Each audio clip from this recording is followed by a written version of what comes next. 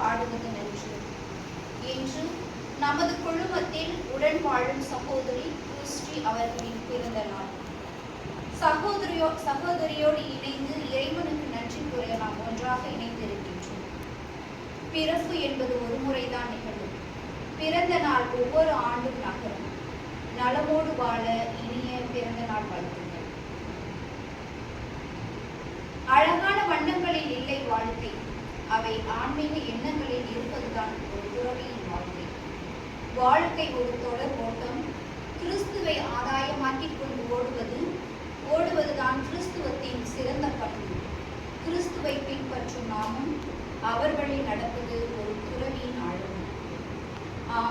இன்றைய நாளில் பிறந்த நாளை காணும் நம் சகோதரியும் சிறந்த பண்பாளர், கடவுள் மீது ஆழ்ந்த பக்தியும் நம்பிக்கையும் கொண்டவர், சிறந்த பேச்சாளர், உதவி என்று யார் கேட்டாலும் உடனே தயக்கமின்றி உதவி செய்யும் சிறந்த உதவியாளர், மிக இனிமையான குரல் வளம் கொண்டவர், பாட்டாலே அனைவரின் மனதையும் கொள்ளையடிக்கும் சிறந்த பாடகர், என்றும் சபையின் நலனுக்காக உழைக்கக்கூடியவர், சபையின் தனிவரத்திற்கேற்ப தன்னையே அர்ப்பணித்து வாழ்ந்து வருபவர், இறைவனின் திட்டத்திற்கும் சபையின் பெரியோருக்கும் கீழ்ப்படிந்து நடப்பவர், தான் செய்யக்கூடிய பணிகளை மிகவும் நேர்த்தியாகவும் தெளிவாகவும் நுணுக்கமாகவும் செய்யக்கூடியவர், தன்னுடன்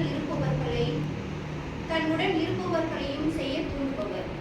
இவரிடம் நாளை என்பதே இல்லை, எது செய்தாலும் இன்றே செய்ய வேண்டும் என்ற உயரிய நோக்கம் கொண்டவர். கற்றல் செல்வத்தின் தொடக்கம், கற்றல் ஆரோக்கியத்தின் தொடக்கம், கற்றல் வறுமையை ஒழிக்கும், கற்றல் ஆன்மீகத்தின் தொடக்கம். இக்கல்வி பணியை ஆந்திரா, தமிழ்நாடு உள்ள பள்ளி கல்லூரிகளில் பணி செய்து சிறந்த மாணவர்களை உருவாக்கி அவர்களின் எதிர்காலத்தை சிறப்பாக உருவாக்கி கொடுத்தவர். மாணவ மாணவியர்களின் வழிகாட்டியவர். நல்லதே நினை நல்லதே நடக்கும் என்ற கொள்கை கொண்டவர். சாதிக்க வைக்க தன்னலமின்றி தன்னம்பிக்கையோடு பயணிக்க வைக்கும் யதார்த்தமான பண்புள்ளம் கொண்டவர். இத்தகைய பண்புகளை கொண்ட நம் சகோதரிக்காக ஜெபிப்போம். நாம் கொன்சாக சபைக்கு கொடுத்த இவரின் பெற்றோருக்காகவும் உடன் பிறந்த உறவுகளுக்காகவும் சொந்தங்களுக்காகவும் ஜெபிப்போம். மேலும் சகோதரி செய்கின்ற பணிகளை இறைவன் ஆசீர்வதிக்கவும் நல்ல உடல் உள்ள சுகம் தந்து வழி நடத்தவும் தொடரும் இத்திருப்பணியில் இணைந்து ஜெபிப்போம். பிரிவு 6 வசனங்கள் 1-6 முடிய. வாருங்கள், ஆண்டவரிடம் நாம் திரும்புவோம். நம்மை காயப்படுத்தியவர் அவரே நம்மை குணமாக்குவார். நம்மை அடித்து நொறுக்கியவர் அவரே நம் காயங்களை கட்டுவார். 2 நாளுக்கு பிறகு நமக்கு புத்துயிர் அளிப்பார்.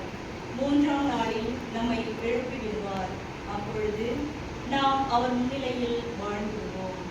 நாம் அறிவடைவோமாக, ஆண்டவரை பற்றி முனைந்திடுவோமாக. அவருடைய புறப்பாடு புலரும் பொழுது போல் நிஜமானது. மழை போலவும் நிலத்தை நனைக்கும் இளவேநீர் மாறி போலவும் அவர் நம்மிடம் வருவார் என்கிறார்கள். எப்ராயிமே, உன்னை நான் என்ன செய்வேன்? யூதாவே, உன்னை நான் என்ன செய்வேன்? உங்கள் அன்பு காலை நேர மேகம் போலவும் கதிரவனை கண்ட பனி போலவும் மறைந்து போகிறதே. அதனால்தான் நான் இறைவாக்கினர் வழியாக அவர்களை வெட்டி வீழ்த்தினேன். என் வாய்மொழிகளால் அவர்களை கொன்றுவிட்டேன். எனது தண்டனை தீர்ப்பு ஒளி போல வெளிப்படுகின்றது. உண்மையாகவே நான் விரும்புவது பலியை அல்ல, இரக்கத்தையே விரும்புகின்றேன். எரிபலிகளை விட கடவுளை அறியும் அறிவையே நான் விரும்புகிறேன்.